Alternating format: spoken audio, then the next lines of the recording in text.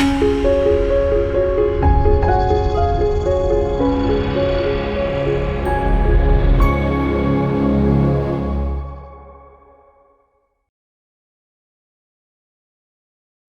మాత్రం. నేను మీ journalist Navata. Welcome to our voice. హైదరాబాద్లోని గుడ్డి మల్కాపూర్లో ఒక జిప్టో స్టోర్ రూమ్ ఉంది. ఆ స్టోర్ రూమ్లో హిందువులపై 20 మంది ముస్లింలు దాడి చేశారు. 2 హిందువులపై 20 మంది ముస్లింలు దాడి చేశారు. దానికి గల కారణాలు ఏంటి అనేది చెప్పే ముందు నేను తేజస్వి మీడియాకి సంబంధించిన ఒక వీడియో ప్లే చేస్తాను, చూడండి. గుడి Malkapur market back side Zepto అని ఒకటి ఉంటది, ఆన్లైన్ కంపెనీ. అందులో మన హిందువులకు సంబంధించి చాలా వేధిస్తుంది.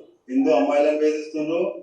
మిగతా మన హిందూ స్టాఫ్ ఎవరైతే మేలు ఉంటారో అబ్బాయిలు, వాళ్ళని కూడా టార్గెట్ చేసి మొత్తం వాళ్ళని ఎలగొట్టి మొత్తం వీళ్ళే ఆ జాబ్ చేయడానికి ప్రయత్నం చేస్తుంది.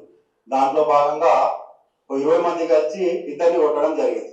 అది మాకు విశ్వ హిందూ పరిషత్ ఆఫీస్ కి తెలవడం వల్ల నాకు చెప్తే మేము ఇక్కడ సిఐ గారితో మాట్లాడినాము. వాళ్ళు మాట్లాడి సాయంత్రం 7 గంటల వరకు టైం ఇచ్చిండ్రు.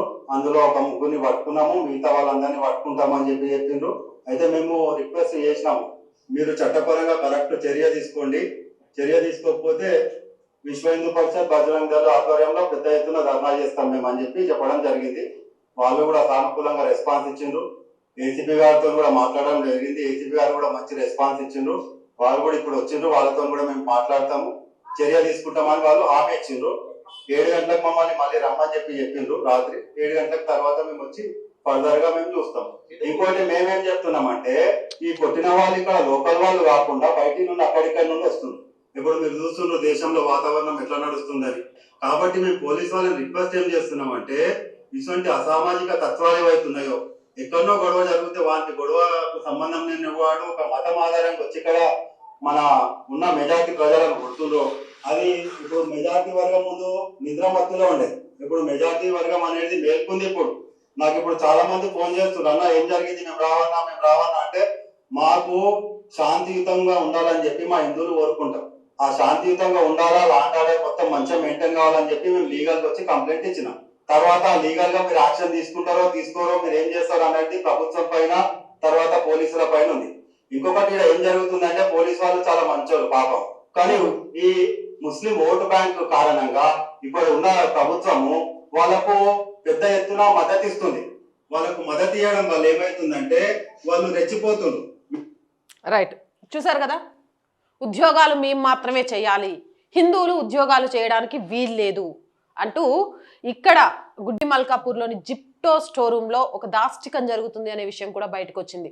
అక్కడ హిందూ అమ్మాయిల్ని వేధించడమే కాదు, హిందూ అబ్బాయిల మీద పాశవికంగా ప్రవర్తిస్తూ ఉన్నారు. ఇప్పటికే మనం కార్పొరేట్ జిహాద్ను ఒక పక్క నుంచి చూస్తూనే ఉన్నాం.